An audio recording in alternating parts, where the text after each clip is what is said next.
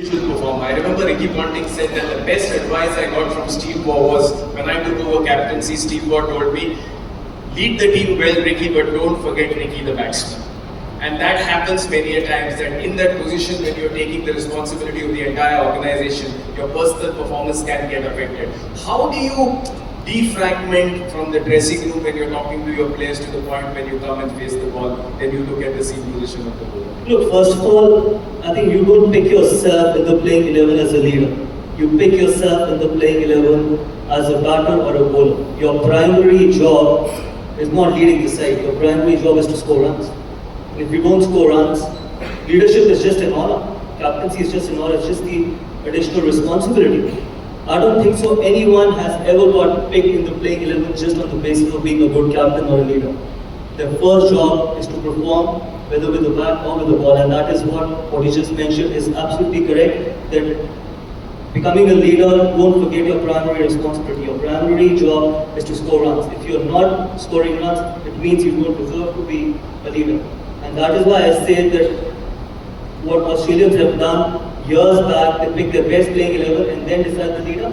And that is what should happen in every sport. You pick your best playing 11 and then decide who's going to be the best guy to captain or lead the side, rather than picking a leader and then the rest of the 10. Because you cannot win the game with only 10 men and one leader. You've got to go in a game of cricket with 11 men and the best one leading the side. Fantastic. That is amazing.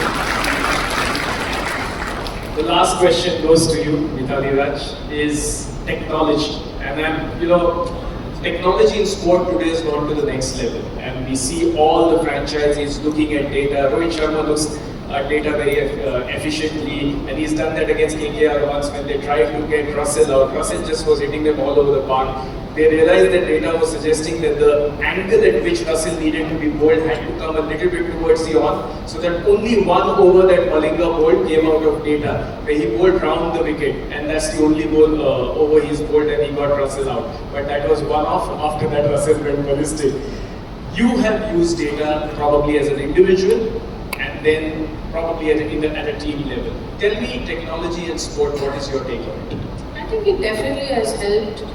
Especially when you prepare for a series or you want to read a bowler as a batter, you want to prepare well against a bowler about the variations that they bowl, when do they bowl. So in that sense, technology definitely has helped. Even as a captain, when you're trying with the resources that you have, how do you manage it on the field, or a particular strategy that you want to work to against your opposition. I think a lot of it goes on the stats and the videos that we have over the years.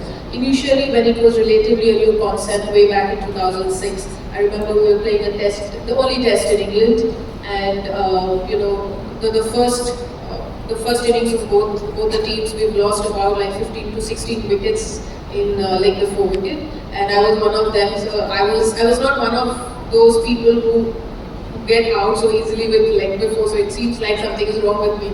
So I sat down with the coach and I checked out my video and why it happened. So I got to know there's a technical fault, and I was able to correct it, at least minimize it to an extent that the second innings I was able to score a winning 50. So I think in that sense, for personal role also, I think technology does play a huge role, and especially in today's time, there's a lot goes in, like as a commentator also, we get a lot of stats. We are able to access those videos and probably dissect a player and dissect a shot. Having said that, it's up to one how they use the technology also. Like there is a funny thing when for the first time when you saw ourselves on television, we have more of the girls who are like, "Nahi, ye angle acha nahi hai. This is not the way I have to look on television." So a lot goes when you see there's a bigger picture, but what you want to see and what you want to extract out of it, that's where I think it's more important. Sometimes lack of